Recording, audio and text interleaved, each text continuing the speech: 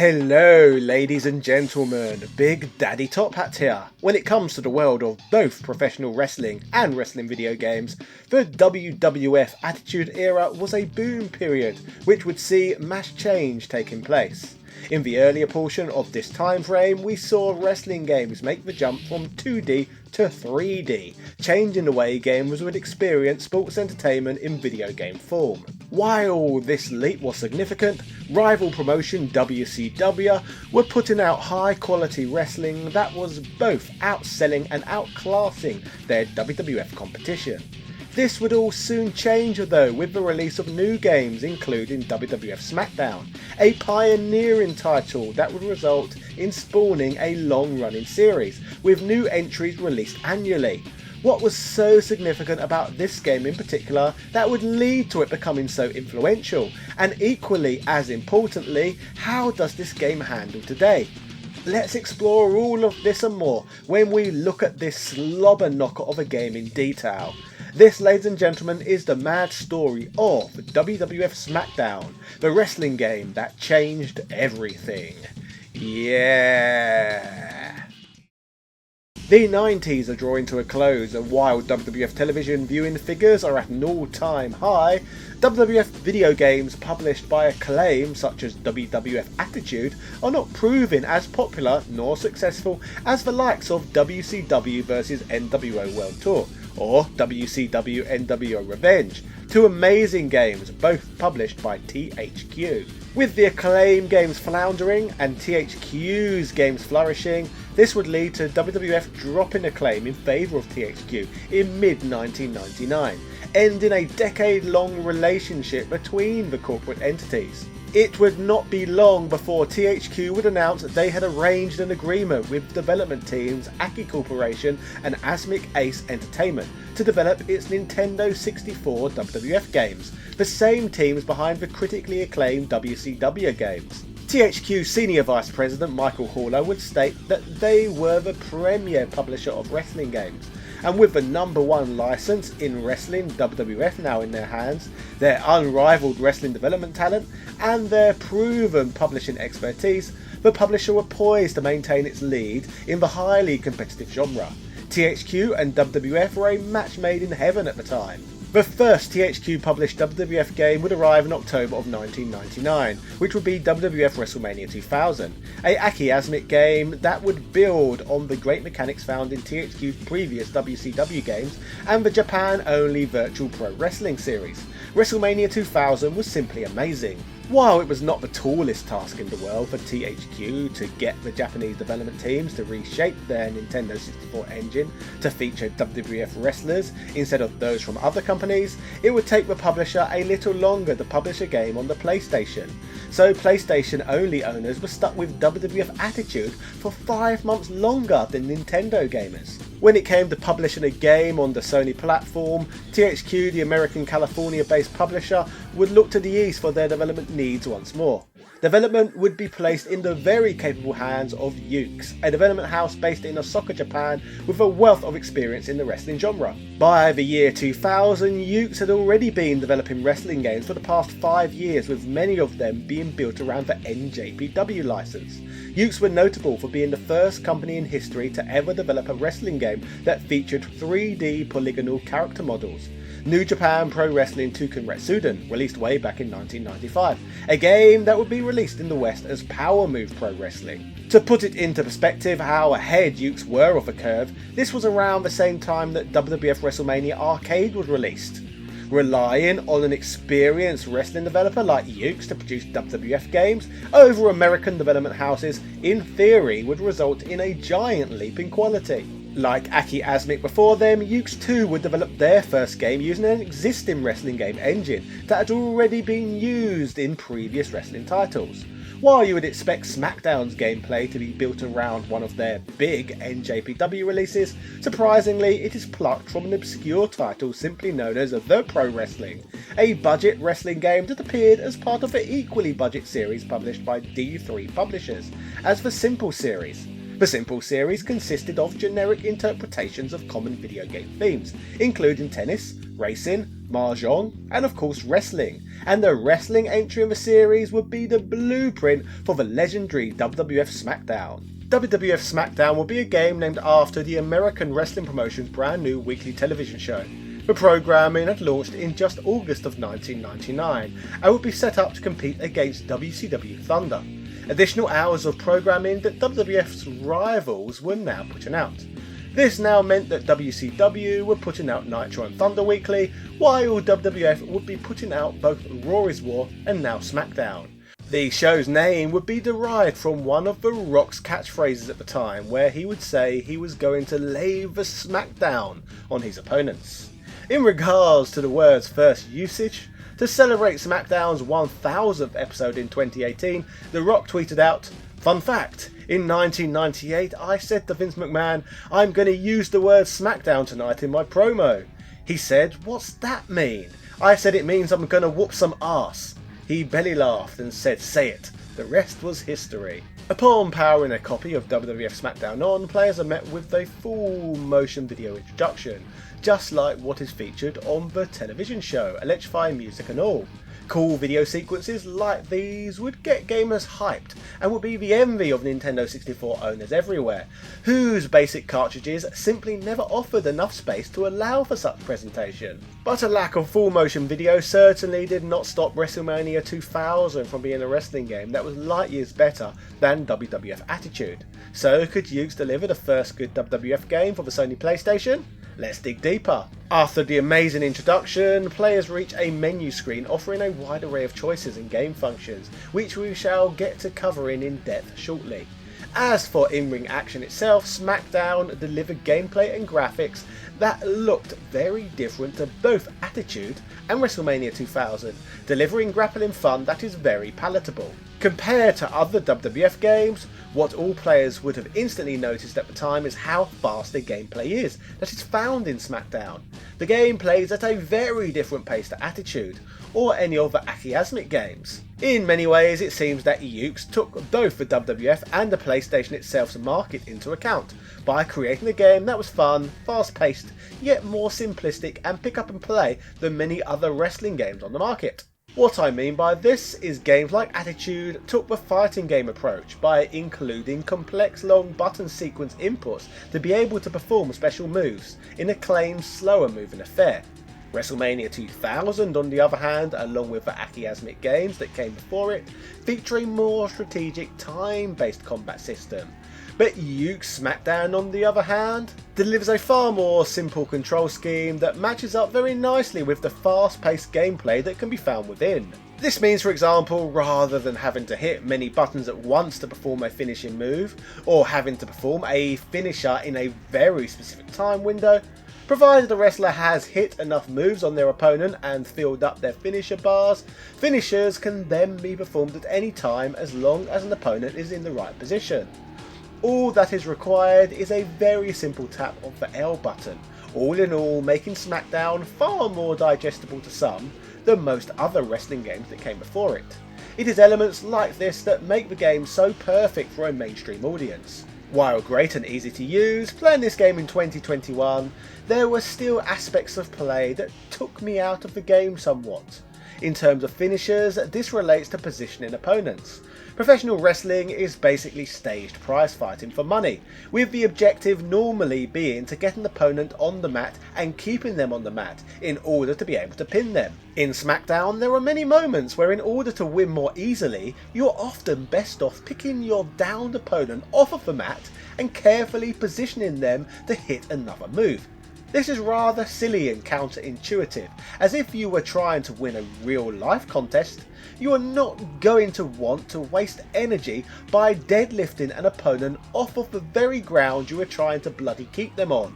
So lifting opponents off the floor lacks realism even by professional wrestling standards. Speaking of this small annoyance, amusingly, as a pro wrestler myself, I would regularly be placed in situations telling inexperienced opponents that they were making a match look fake by picking me up off the mat to do more extra pointless moves. So it is not surprising that this simple nuance was not picked up by Yukes developers either. Anyway, I'd be curious to hear your thoughts on this matter. Aside from this minor nitpick, the game's entire combat system pretty much mirrors the finishing move system in terms of simplicity and pick up and playability. All action in the game is pretty much executable by very simple command prompts, with one single directional input being paired with another button being about as complicated as things get. On the whole, this means action is always moving, with dull moments rarely occurring. Using these inputs, you can pretty much do most things you would see in a match on television, and provided you watched a Smackdown TV show, you would know which position to place opponents in order to execute each character's finishing moves. Personally, I do not feel the action in the original Smackdown game is as layered as what can be found in the likes of WrestleMania 2000, but its simpleness and basic nature certainly makes it even easier to pick up and play than any other wrestling game of the time, either on the Nintendo 64 or PlayStation, so Smackdown was absolutely perfect for new wrestling fans drawn in by the Attitude Era, who had never experienced any wrestling games before. This game was literally building the foundations of a bigger fan base. The game's exhibition mode offers a range of match types that we shall get to talking about in a moment. In terms of selectable fighters the Smackdown roster offers, there are 36 wrestlers, which disappointingly is smaller than the Attitude roster. However, at least it allowed us to play a certain fan favourites in a WWF game on the PlayStation for the first time, such as the Dudley Boys or Chris Jericho for example, which was pretty epic at the time. Now, in terms of the exhibition mode, this feature is in my opinion where the game shines very strongly. The game not only offers multiple different match types, from cage matches to hardcore matches, Royal Rumbles and other stuff from television, but it also offers full rule customization prior to any encounter, a bit like if you play Smash mode in Smash Bros today. What I mean by this is that you can really fine tune the play experience you want, whether it is against either the computer or a friend. From selecting whether a match allows knockouts or submissions, to even choosing how many finishes a wrestler can perform from the start of a match. This all basically allows players to set handicaps for themselves if they are playing against a less experienced opponent, or even simply allowing gamers to hedonistically stun everyone in sight from the get-go. Speaking of customization, players can even go as far to choose which arena they want to brawl in, from choosing whether they want to wrestle on Smackdown or Raw, to even changing the ring mat itself. Exhibition mode is great. To accompany the brawling throughout the game, the title features a bizarre UFC-like ranking system where every wrestler in the game is ranked from best to worst. Winning or losing matches as specific wrestlers sees their rankings change, which affects which championship belts each fighter can challenge for. Basically, all the WWF's notable championships from the time are found within the game, attached to certain wrestlers, and titles can change hands across various modes in championship matches between wrestlers from the same ranked class. So if you want someone like, say, The Undertaker to challenge for the WWF title, you can do that pretty much instantly. But if you want to challenge as, say, D'Lo Brown, you have a lot more work to do. So no random challenges take place in this game for the WWF title like you get on the real WWF television product, both then and now, which is bizarre really, as WWF pushed the narrative at the time that literally anything could happen in the World Wrestling Federation, which is one of the reasons the show used to feel like such unmissable entertainment. You never truly knew for sure what you were going to get, so this rigidness takes you out of the experience a tad at times. Before we go even deeper into discussing match types and play modes, I guess it is worth commenting a bit more on Smackdown's overall presentation. Although as stated I prefer the gameplay found in WrestleMania 2000, I think much of the presentation in Smackdown is superior. While everything looked blocky like one would expect from a game of this era, it is all certainly less blocky looking than that found in the Nintendo 64 wrestling games from THQ. The crowds in the arenas look more layered and pop more too, and the constant flickers from the camera flashes in the crowd also look fantastic. One aspect of the presentation I have mixed thoughts on though is the character entries, where it just shows the characters walking in front of their entrance videos from television, whereas WrestleMania 2000 would show wrestlers actually walking down a ramp.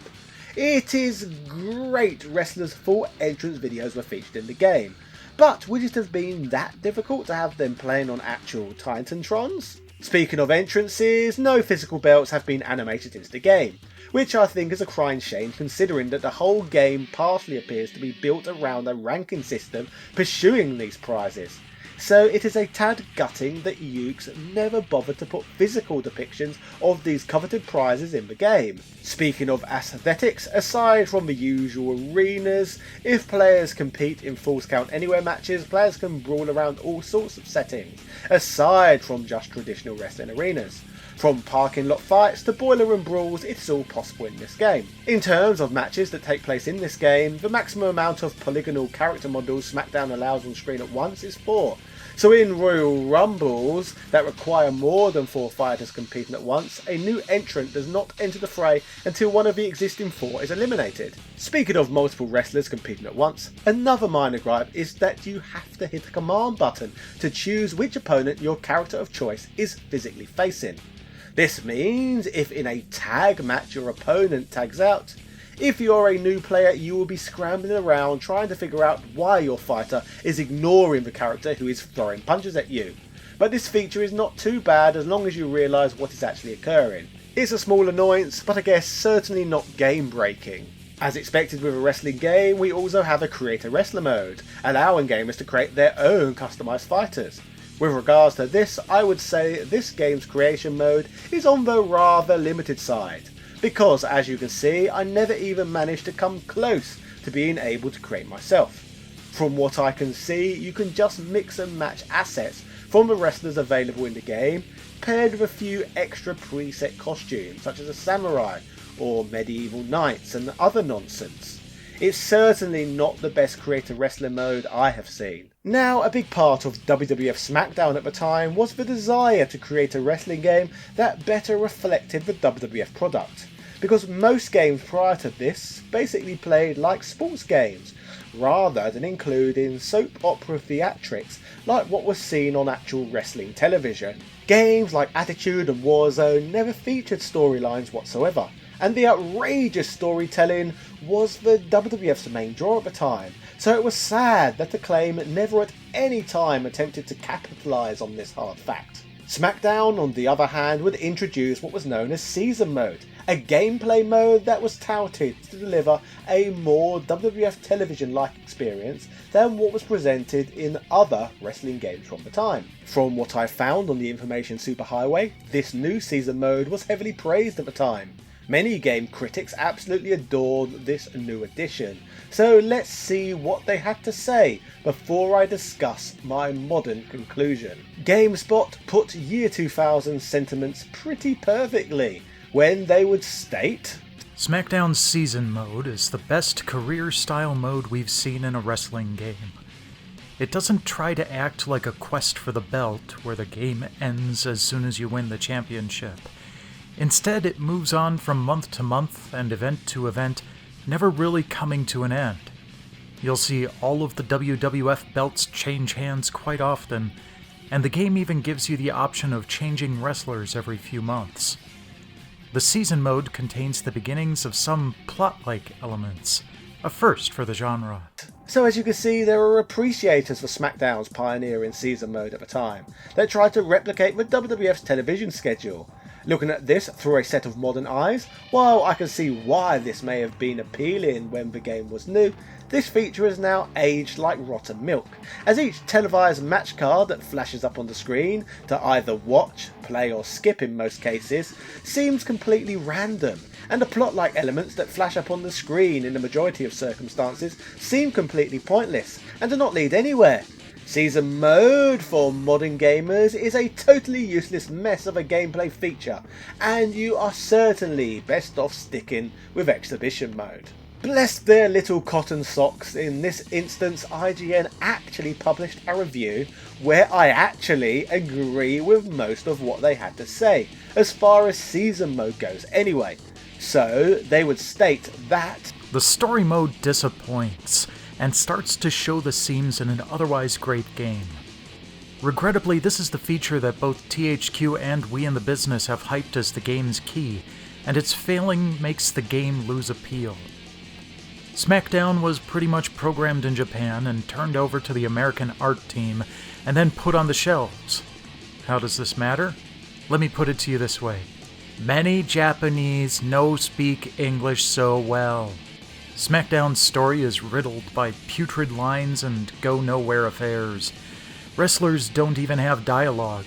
They just go up to each other backstage and then a text block pops up, pondering, I wonder what so-and-so and what's-his-face are talking about. In other words, the backstage rivalries and conversations were limited, and the actual backstage functions disappointing. Well, apart from it being abundantly clear with regards to how much IGN's political correctness policies have changed over the years, if you look back at this review, it's a job well done, and a clear illustration that in the year 2000, some people could see that season mode did not really bring anything to the table other than randomness. Fortunately, to give it some purpose, players who progress through season mode can earn unlockables. Unfortunately, we do not get the opportunity to unlock any additional wrestlers, although we are awarded with the parts needed to make missing roster members through the Creator Wrestler mode.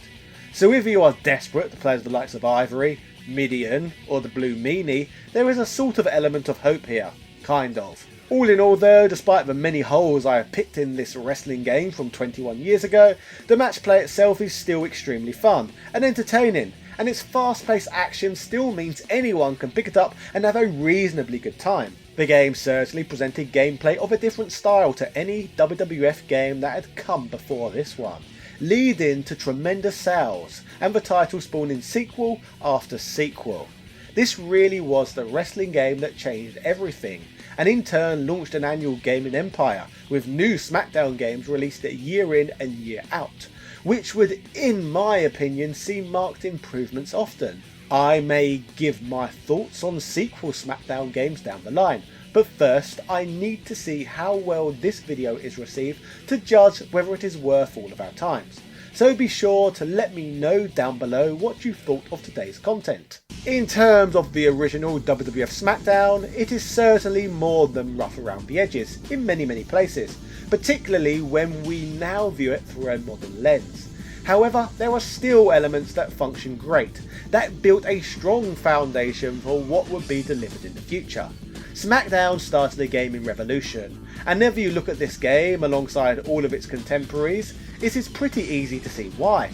Anyone can digest the action in this one, and I am sure most can find at least some fun. So ladies and gentlemen, that was the mad story of WWF Smackdown, the wrestling game that changed everything. If you enjoyed this video, why not check out my wrestling game video playlist? I have now covered various different wrestling games that were released over the years, including the coveted WWF No Mercy, so have fun watching those. While this channel does not receive a tremendous amount of views, it is possible for me to work on this channel full time in thanks to the funding, which is provided by the people of Patreon, who through their backing gain my weekly Patreon only content too. So if you want even more videos, consider backing me on that platform. Supporting the channel this way goes way further than what you may think. Speaking of patrons, thank yous go out to Sebastian Velez, Carl Johnson, A Murder of Crows, Heyo Paulo Lopez, Joseph Razmek, Ben Harradine, Corey Imar Sr., Capcom vs SNK, BXL Gotham, Rowan Dinch, Evan Balder, Philip Namp, Cambo Rambo 82, Azrael Rarakai, Keith Ferguson, Dropin Varela, Prince Knight, Michael Cullix, Ego, Jordan Durant, Angel Ice 85, Alethea Swanson, Nick Daniels, Princess Sana, Glennie Glenn, Daniel Daly, Computer Man, House of the Ted, Gary Pinkett, ECU Professor, Kid Anime, Justin Wang, Aaron McNamara, Hermes Gonzalez, Instant Gratification Monkey, Man Shovel, James Bishop, JB, Michael Hall, Wesley Sanghi, Ben Dover, Langston Miller, Noob, Brian Barry, Sarah Powell, Vlaming Renee, Marvin O'Liga, Chris Cool, TOG Driver, Adrian Hannington, Bernard NG, Richard Stu Stewart, James McDonald, Dan Van Dammit, Lewis Viant, John Bates, David Ball, Chris Fisk, Mike Bruno, Rick67, Antonio Rodriguez, Craig Jenkins, RetroVerse.com, Casey Wright, Synth Spaces, Zai, Andrew Bazansky, Gunther Hendricks, and everybody else who backs my channel. I love you long time. Cheerio.